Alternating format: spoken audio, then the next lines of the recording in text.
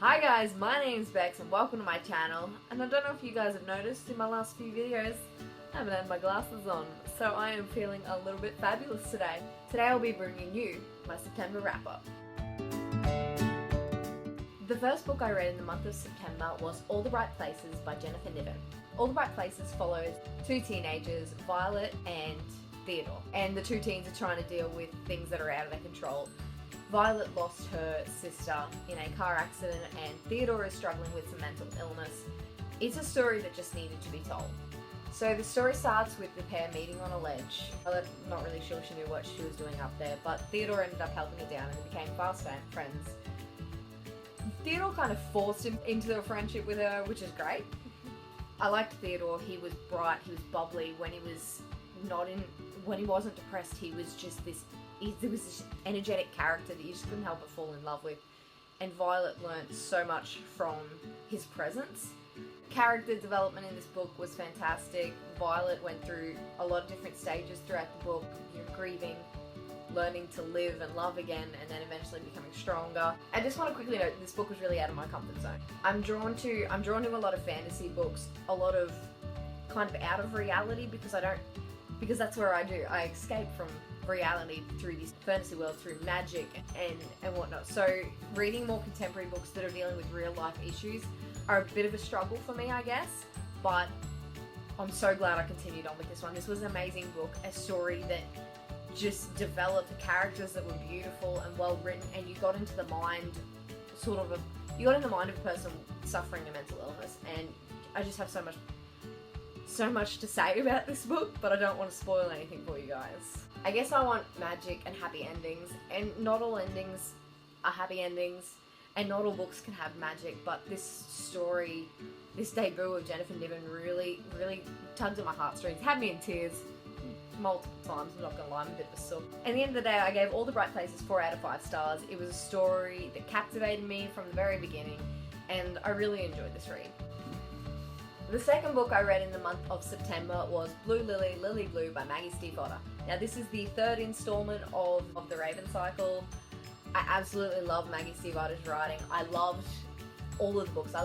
My favourite is still the Raven Boys, but Blue Lily, Lily Blue really stepped it up. It really got into the adventure and putting our characters back together from the events that had happened in The Dream Thieves. I guess Maggie Stiefvater makes you feel really at home with these characters. You love every element about them, even the dark side. They're a family, and you can see their connection in her writing, and it's just, these books are just phenomenal. Diving back into the Raven cycle in the world that they live in was so natural, and we're continuing on looking for the king, the Welsh King Glendower. And I feel like we got a lot closer in this book. At the end of this book, I knew that something is coming in the Raven King, and I don't know if I'm ready for this series to be over. And I guess that's the thing about series with such great writing, that you just, I'm one book out from the end of the series, and I don't want it to be over because it's been such an amazing ride. The dynamic between the Raven Boys is amazing. The character development is great. I live for Blue and Gansey moments. I absolutely live for them.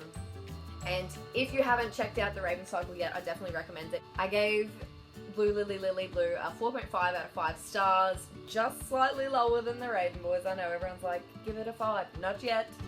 Not yet. Maybe next one. I will have links to my reviews below on Goodreads and on my WordPress account. And let me know if you've read the Raven cycle, because I love this series and I want to talk about it. Let's talk about it below. I forced that, didn't I? I yelled at you. It's like, let's talk about it. But really, let's talk about it. The last book I read this month was Everything Everything by Nicola Yoon. I absolutely love this book. This book follows our main protagonist, Maddie, who has a disease where basically it makes her allergic to everything. She hasn't experienced life, she hasn't experienced love, she hasn't been outside in 17 years. It's just, her case is really just heartbreaking. And then a guy moves in next door. And I've seen the character that's playing him in the movie coming up, and he's a bit young for me, but he's pretty alright. So this story really is about the risks that people are willing to take for love, and I gave this one a 4 out of 5 stars as well. It really hit home because the characters are so lovable, and Nicola wrote them to be such loving, caring, kind characters that you can't help but fall in love with.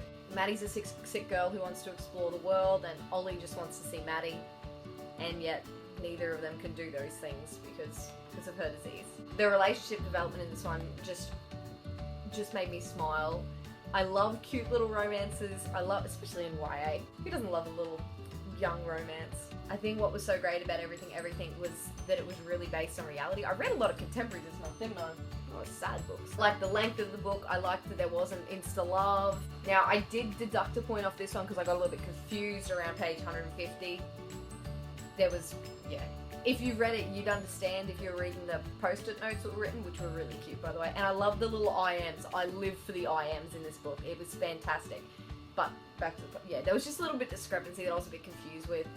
And I think it might have been a stuff up, I'm not sure, but I had to deduct a star, I'm sorry. In the end, for someone who doesn't like contemporary novels too much, I absolutely loved this book. It left me with a smile, it left me happy, and just ready to move on to some other books. It was a light, easy read. And sometimes that's all you need. So that is it. That is the 3 books I read in September. I'm hoping to get to more books next month, but you know, don't hold your breath on that one. I loved all these reads. They were 4 and 4.5. They were all great. I'd recommend them to anyone. I'll leave links below. If you have read any of these books, please let me know down in the comments. And also, let's chat about the Raven Cycle because I need that in my life. That is all from me today. My links to my social media are down below. If you like this video, give it a like. If you would like to see more, please subscribe, and I will talk to you soon. Bye!